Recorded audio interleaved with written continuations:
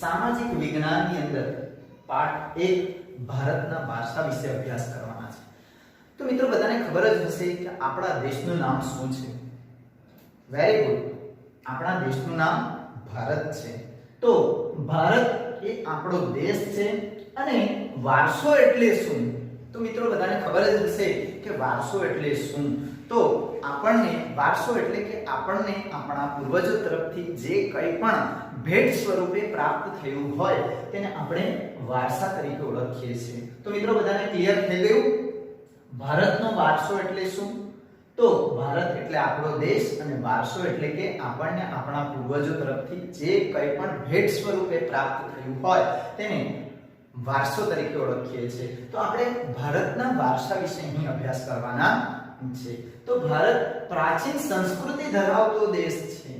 આપણે બધા જ જાણીએ કે પ્રાચીન સંસ્કૃતિ એટલે કે પહેલાની જમાનાની સંસ્કૃતિ વિશે આપણે અભ્યાસ કરવાનો છે। તો ઉત્તર યત સમુદ્રસ્ય હિમોદ્રસ્ય ચેવ દક્ષિણમ વર્ષતદ ભારત નામ ભારતીય યત્ર સસતિ।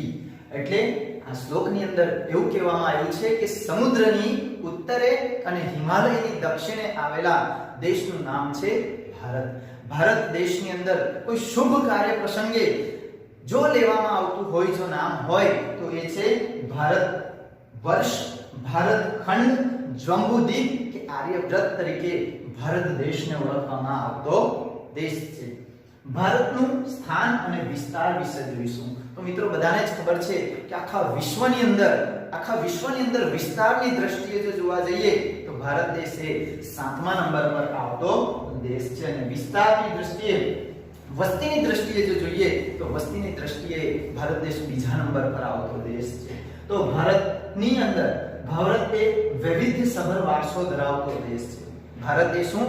વૈવિધ્યસભર વારસો ધરાવતો દેશ છે। ભારતની સંસ્કૃતિમાંથી આપણને સતચિત અને આનંદનો અનુભવ પ્રાપ્ત થાય છે। ભારતની અંદરથી આપણે સતચિત અને આનંદનો અનુભવ પ્રાપ્ત થાય છે। ભારતીય સંસ્કૃતિ એ સપ્તરંગી સંસ્કૃતિ ધરાવતો દેશ છે। આપણે મેઘધનુષ્ય મિત્રો બધાએ જોયું હશે। મેઘધનુષ્યની અંદર ઘણા બધા રંગો એક સાથે આપણને એક પટ્ટાની અંદર જોવા મળે છે। બધા રંગો અલગ અલગ છે પરંતુ એ બધા જ રંગો સાથે હળીમળીને રહેતા આપણને જોવા મળે છે। એવો જ આપણો ભારત દેશ, એવો જ મિત્રો આપણો ભારત દેશ છે ને એ ભારત દેશની અંદર અલગ અલગ જાતિના લોકો, અલગ અલગ ધર્મ પાળતા લોકો, અલગ અલગ ભાષા, અલગ અલગ રીતિ રિવાજો, અલગ અલગ પહેરવેશ અને અલગ અલગ ખોરાક ધરાવતા લોકો એક જ નાનો સરખો દેશ ભારત દેશની અંદર રહેતા જોવા મળે છે। મિત્રો કંઈક નાનો મોટો લડાઈ ઝઘડો પણ થઈ જાય તો ફરી પાછા આપણે તાત્કાલિક એમની સાથે બોલતા થઈ ગયા છે। એવો આપણો નાનો સરખો ભારત દેશ છે। તો એ ભારત દેશની અંદર આપણે ગર્વ અનુભવવો જોઈએ કે એ ભારત દેશની અંદર આપણે વસતા છે।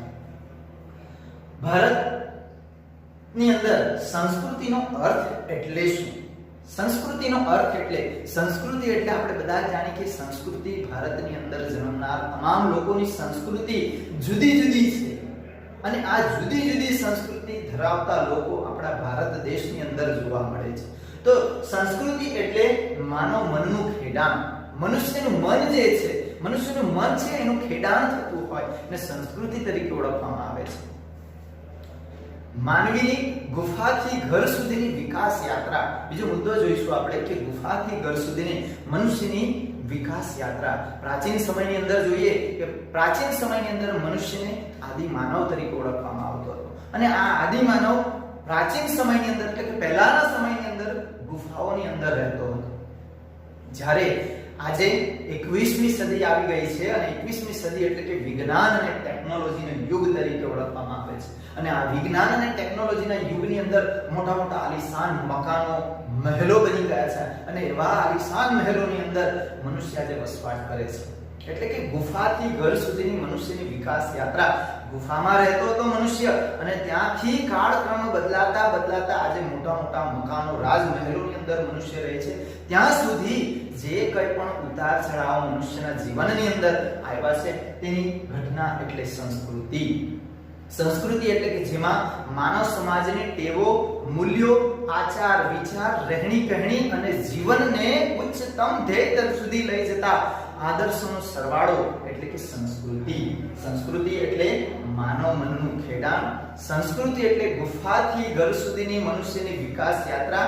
સંસ્કૃતિ એટલે કે જેમાં માનવ સમાજની ટેવો, મૂલ્યો, આચાર વિચાર, રહેણી કહેણી અને જીવનને ઉચ્ચતમ ધ્યેય સુધી લઈ જતા આદર્શોનો સરવાળો એટલે સંસ્કૃતિ. તો મિત્રો બધાને ખબર પડી ગઈ હશે કે સંસ્કૃતિ એટલે શું. તો સંસ્કૃતિ એટલે આપણે જોયું. હવે જોઈશું આપણે ભારતીય સંસ્કૃતિનો વારસો. તો મિત્રો આપણે ભારત દેશની અંદર રહીએ છીએ અને ભારતીય સંસ્કૃતિની અંદર બે પ્રકારના વારસાઓની અંદર ભારતીય સંસ્કૃતિને વિભાજિત કરવામાં આવી છે. તો તેમાં જોઈશું એક છે પ્રાકૃતિક વારસો અને બીજું છે સાંસ્કૃતિક વારસો. મિત્રો પ્રાકૃતિક વારસો એટલે શું પ્રશ્ન થાય આપણને. પ્રાકૃતિક વારસો એટલે કે પ્રકૃતિ દ્વારા જે કંઈ પણ વસ્તુનું નિર્માણ થયું છે તેને પ્રાકૃતિક વારસો કહેવામાં આવે છે, જેમાં ભૂમિ દ્રશ્યો, નદીઓ, વનસ્પતિ જીવન અને વન્ય જીવન વગેરે વસ્તુઓનો સમાવેશ કરી શકાય છે. બીજું છે સાંસ્કૃતિક વારસો. સાંસ્કૃતિક વારસાની અંદર સાંસ્કૃતિક વારસો એટલે કે માનવ સર્જિત વારસો, જે મનુષ્ય દ્વારા નિર્મિત કરવામાં આવ્યો છે એને સાંસ્કૃતિક વારસો કહેવામાં આવે છે, જેની અંદર મંદિરો, શિલાલેખો, સ્તૂપો, ગુંબજો, ચૈત્યો, વિહારો, ઇમારતો, રાજમહેલો વગેરે વસ્તુઓનો સમાવેશ એ સાંસ્કૃતિક વારસાની અંદર કરવામાં આવે છે. તો મિત્રો આપણે ભારતના વારસાની અંદર બે પ્રકારો પાડવામાં આવ્યા છે, પ્રાકૃતિક વારસો અને સાંસ્કૃતિક વારસો.